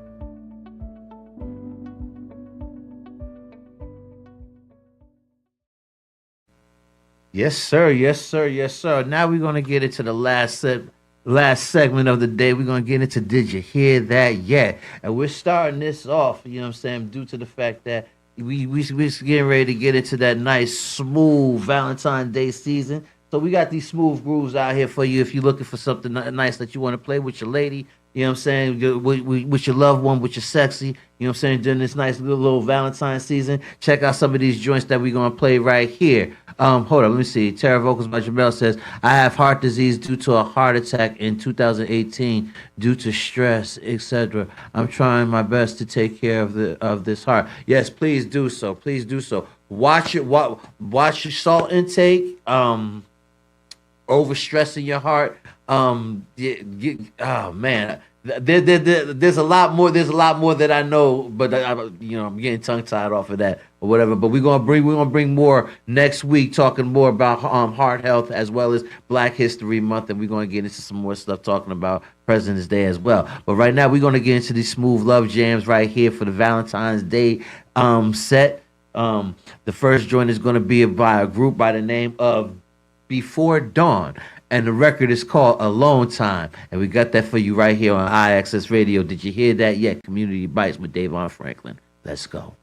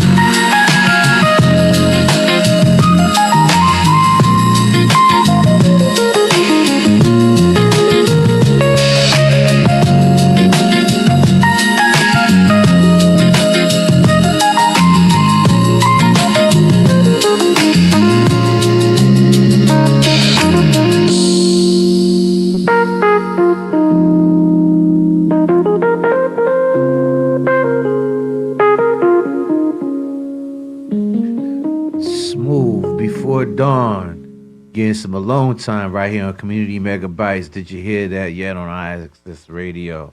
Yes, sir. I like that. I like that. The next joint that we have coming up is the second single from the Let It Flow CD, Evolution, by my man Big Poppy. He got a new joint for us, so we're gonna play that right here. Community Megabytes. Let's go. Big Poppy.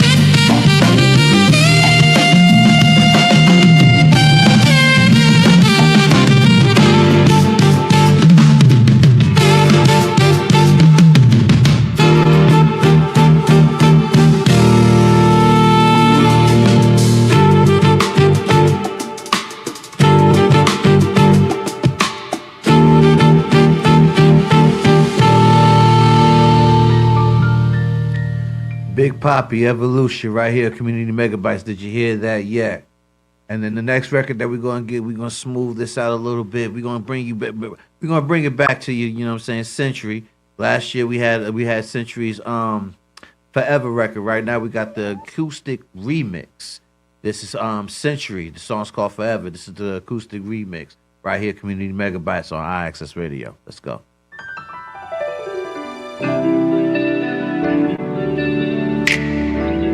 Forever, forever, forever. Baby, baby. Said I'll cry for you.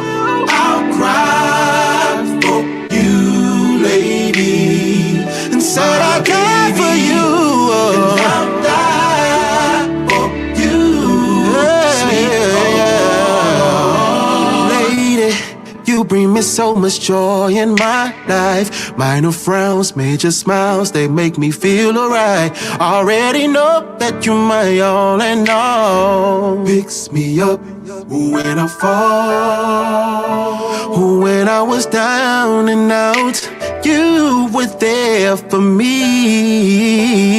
We will never break apart, always in my heart, yeah. And that's the way it's supposed to be. And I would always love you no matter what the situation may be. We will constantly making love, baby. Close your eyes, let me see that smile. Seem like we'll be together for a while. So, girl, I care for you, and I know you care for me.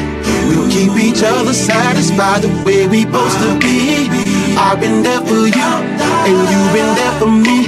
And now I'm gonna cherish your love forever, forever, and ever, and ever, baby, forever, forever, forever. You will always be my lady.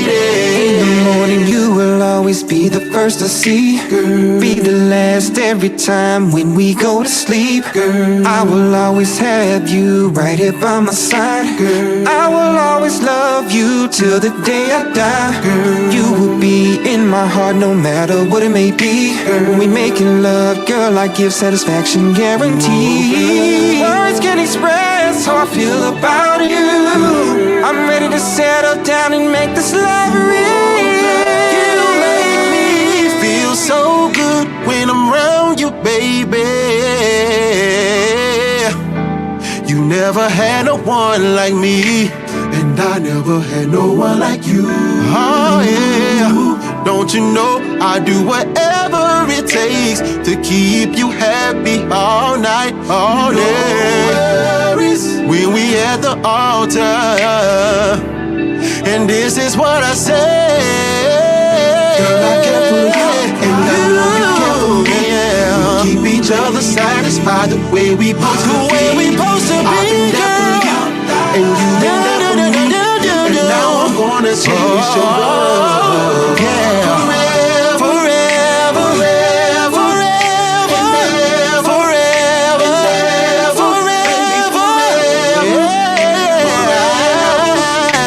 forever, you will always be. Said I cry for you, and I will die for you.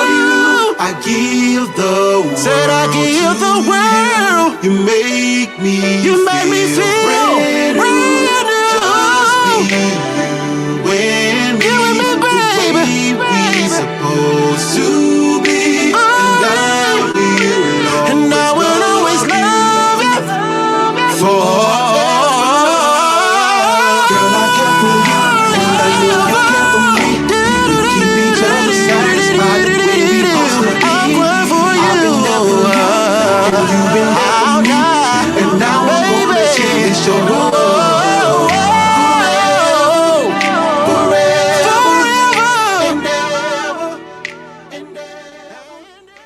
Yes, sir. Yes, sir. Century Forever, the acoustic mix right here, Community Megabytes. Did you hear that yet?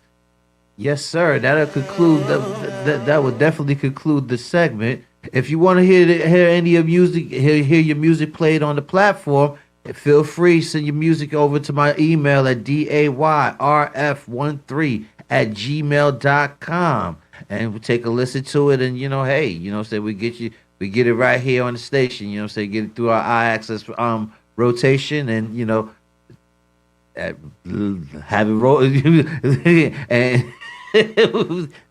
you know what it is. But what I do want to do, I want to give another announcement out for the event that's going on the Yonkers Public Library by way of Ken Davis. Thursday, February 19th, 6 p.m. at the Yonkers Room. At the Yonkers Public Library, they're going to have the history of African Americans in the police department.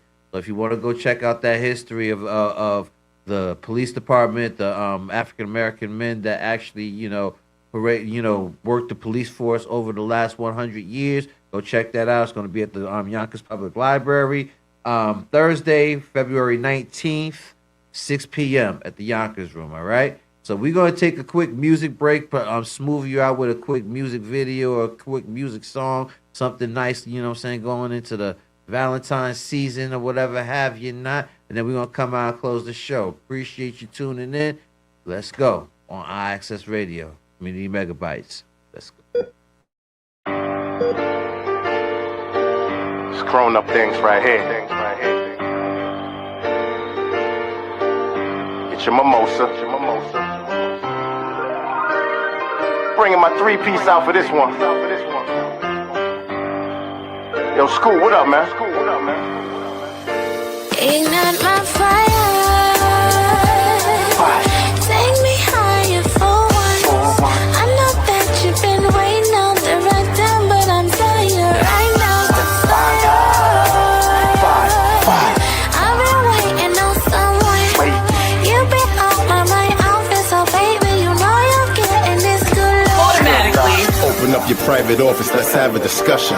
Elevate your mind without pushing any buttons. Take you to the highest floor, no interruptions. Dressed up on a corporate level, looking seductive. Plenty work to be done, you trying to be productive.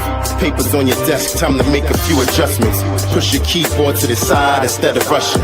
Two familiar faces, smile, no introductions. Do a little role play, fulfilling your fantasies. Climax, eyes rolling back is a guarantee. Co-workers mad at the fact that you got it made. Just because the sun's shining, they still could be throwing shade. Lean over the counter, please don't be afraid. Tell your boss the meeting after lunch has been delayed. I got flames to ignite your fire. Anything that your soul desires. Ignite my fire. Take me higher for once. I know that you've been waiting on the right time, but I'm telling you right now, the fire. I've been waiting on someone. You've been on my mind, outfit, so baby, you know you're getting this good love. It's not lust at this point, the vibe's here. Get off at 9, 8:45, I'll arrive there. Dinner reservations for 2, party been lit. Prada shoes, Stuart Hughes blazer in a slim fit. Grown adults, we moving on our own accord. Showing results, a night of fun is the reward. Japanese, Lebanese, Greek or Italian, asparagus, sugar snap peas under the salmon. I was flying by so quick, but who's counting? Lights getting dimmer through the dinner, still lounging. You know the song, let's get it on when they announce it. Something spill, wine on your blouse, then change outfits. One touch leads to many if we allow it. Searching for that fountain of youth, I think you found it. I got the flames to ignite your fire. Anything that your soul desires. Ignite my fire. Take me higher for once. I know that you've been waiting on the right time, but I'm telling you right now, the fire. I've been waiting on someone. You've been on my mind, outfit, so baby, you know you're getting this good love. Take me higher for once. I know that you've been waiting on the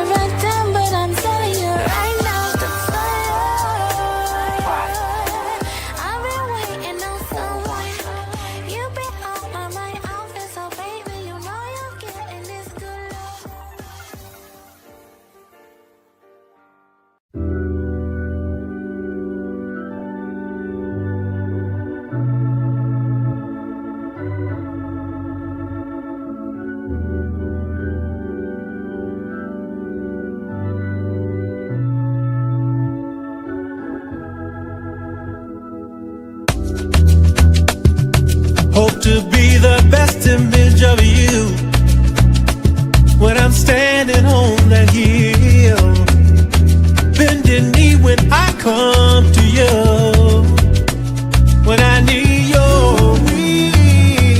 Oh, blessings, blessings, rain down on me. Blessings, blessings, rain down on me. Never give up the fight. Don't let him dim your light. Blessings, blessings, rain down on me. Never give up the fight. Don't let him dim your light. Blessings, blessings, rain down on me. In my hand I gave you all my honor, give praise to you. Find the blessing in all you do. Through your eyes I see the truth. Open arms when I run to you. Wash away all my sins and make me new. I need your presence, more of your essence. I'll always come to you. Lord, you're my light through the storm. I need your presence, more of your essence. I'll always come to you. My light through the storm. Blessings, blessings, rain down on me. Blessings, blessings, rain down on me. Never give up the fight. Don't let him dim your light. Blessings, blessings, rain down on me. Never give up the fight. Don't let him dim your light. Blessings, blessings, rain down on me.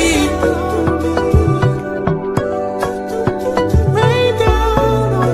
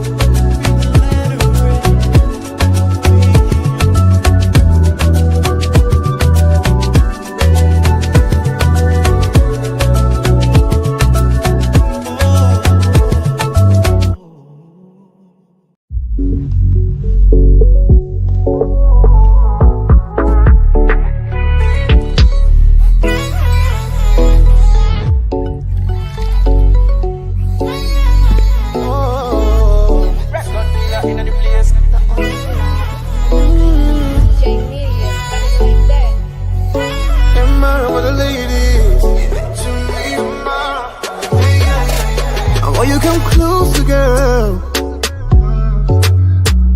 Let me do the things that he don't wanna do for you. Baby, don't waste your time. You waste your time, yeah. 'Cause I wanna change your last name more than anything. I give you my whole life, girl. I will show you that you mean the world to me. But I got a question for ya, for ya, for ya. I'm just trying to get to know ya, know ya, know ya. If I tell you, say I love you. If I tell you, say I need that body every day and every night, I go put no one above you. Would you give it to me? Can I be the man that you dream of always? The one to make you smile or you think of always. Till then you be the girl that you dream of always. Me I know need another to the think of always. Oh yeah, come a little closer, closer, closer. Dance make you bust my brain. Give me the champion wine, girl, how I like it. Wanna see you bust it one time. If I tell you say I love you, no be mouth all day. Me I no go use you play.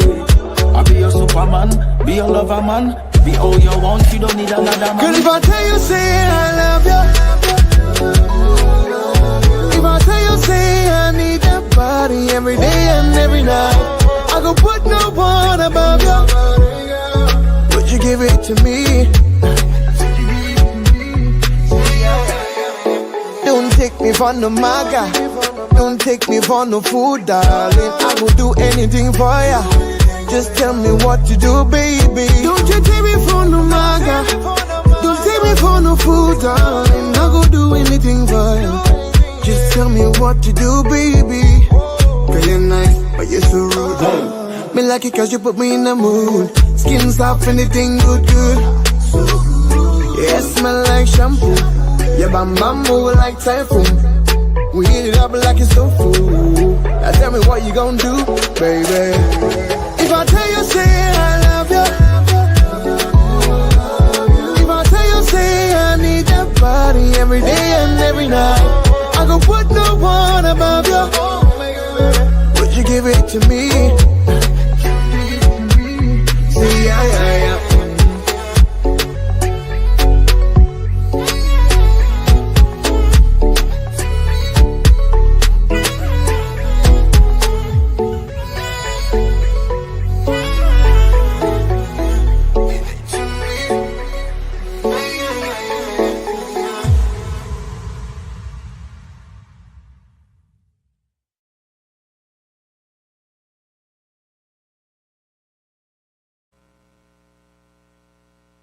Yes, sir. Thank you for tuning in, man. Yes. Peace and love. Live, love, love life. Take care of each other. Peace.